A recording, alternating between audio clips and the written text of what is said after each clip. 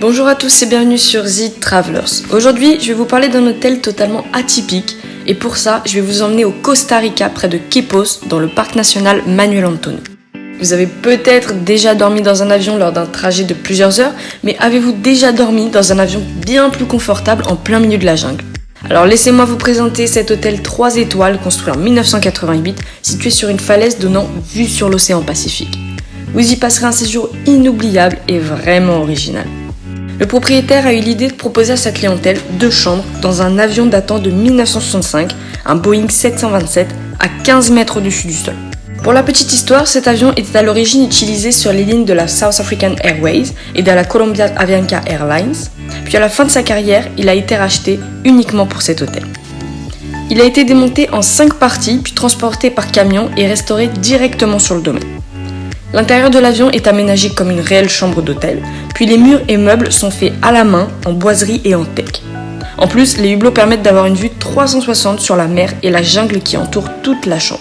Mais c'est pas tout, l'avantage c'est que la jungle est remplie d'animaux, comme des singes, des paresseux, des toucans et bien d'autres animaux que vous pourrez admirer de la terrasse qui est installée sur les ailes de l'avion. La deuxième chambre atypique est appelée le Cockpit Cottage, qui n'est accessible que par un pont suspendu. Déjà ça, c'est plutôt sympa. Cette chambre a elle aussi été aménagée dans une partie d'avion et plus précisément dans un cockpit d'un McDonnell Douglas MD-80. Pour passer une nuit dans le Boeing 727, le montant s'élève à $242 en basse saison et va jusqu'à $551 en haute saison, soit entre 200 et 470 € pour une nuit. Puis pour passer une nuit dans le Cockpit Cottage, le montant s'élève à $141 en basse saison et monte jusqu'à $270 en haute saison, soit entre 115 et 230 € pour une nuit. Le Costa Verde possède aussi 14 studios et un penthouse dans la partie Costa Verde 2, des maisons et des bungalows et 8 grands studios pour des familles dans le bâtiment B. Toutes ces chambres permettent d'avoir une vue magnifique sur l'océan et aussi sur la jungle et ses animaux. En ce qui concerne les restaurants et les bars, sur 4 restaurants de l'hôtel, 2 suivent aussi le thème de réaménagement de vieux engins de transport. Encore une fois, vous trouverez un avion transformé en bar-restaurant qui se nomme El Avion et offre une vue magnifique sur tout le parc Manuel Antonio. Il faut croire que le propriétaire était peut-être un passionné d'aviation.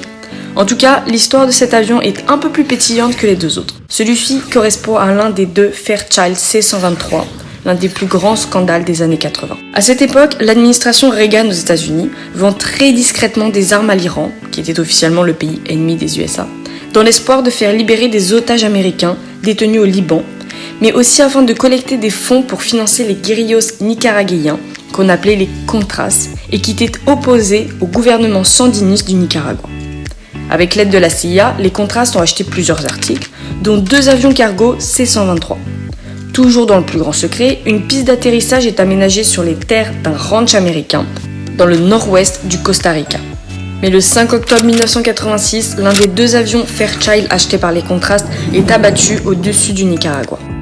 À la suite de cette attaque sandiniste réussie sur l'avion Fairchild, l'opération cargo a été suspendue et l'un des C-123 a été abandonné à l'aéroport international de San José. Il a été sauvé de l'oubli par le restaurateur du Costa Verde qui l'a donc acheté. Aujourd'hui, El Avion est considéré un peu comme un monument historique et ce restaurant propose un menu à la carte et des spécialités locales mais aussi internationales. Un peu plus bas, le restaurant El Wagon a copié l'idée mais cette fois-ci avec un wagon de train. Vous pourrez déguster les meilleures pizzas du domaine. Le petit plus de cet hôtel, c'est vraiment l'écologie. Le Costa Verde est entièrement investi pour l'environnement et utilise les meilleures méthodes de recyclage. C'est bien pour ça d'ailleurs qu'il réutilise autant de vieux engins pour en faire des chambres ou encore des restaurants, mais aussi des bouteilles sont réutilisées en tant que lampes. D'ailleurs, l'un de leurs futurs projets est de construire un bâtiment en verre composé de ces bouteilles, et je sais pas vous, mais j'ai plutôt hâte de voir ça. Pour finir, l'hôtel et les alentours vous offrent la possibilité de faire diverses activités pour occuper vos journées, passer du bon temps, mais surtout profiter et découvrir la nature du Costa Rica. J'espère que cette découverte vous aura plu et vous donnera envie d'y faire un tour. N'oubliez pas de vous abonner pour ne rater aucune autre découverte insolite et organiser vos meilleurs voyages.